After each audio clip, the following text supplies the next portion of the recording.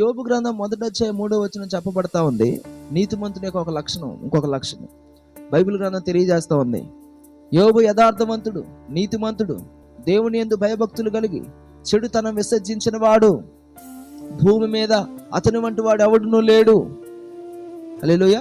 జాగ్రత్తగా వినండి, బైబిల్ తెలియజేస్తా ఉంది. నీతిమంతుడు అంటే అర్థం ఏంటంటే, ప్రియ దేవుని బిడ్డలారా, ఎవరిని మనం నీతిమంతుడిగా పరిగణించవచ్చు అంటే, చెడుతనాన్ని విడిచిపెట్టిన వాడు నీతిమంతుడు. నీతిమంతుడికి ఉండే ఇంకొక లక్షణం ఏంటంటే చెడుతనాన్ని వదిలిపెట్టడం. ఈరోజు మనలో చాలా మంది అపవిత్రమైనటువంటి అనేక పనులు చేస్తూ బైబిల్ పట్టుకొని తిరుగుతున్నాం. చెడు వదిలేయట్లా, బూతు మాటలు వదిలేయట్లా, సారా తాగటం వదిలేయట్లా, పొగ తాగటం వదిలేయట్లా, పనికిరానివి చూడటం వదిలేయట్లా, అల్లరితో కొన్ని ఆటపాటలు వదిలేయట్లా. హల్లెలూయా.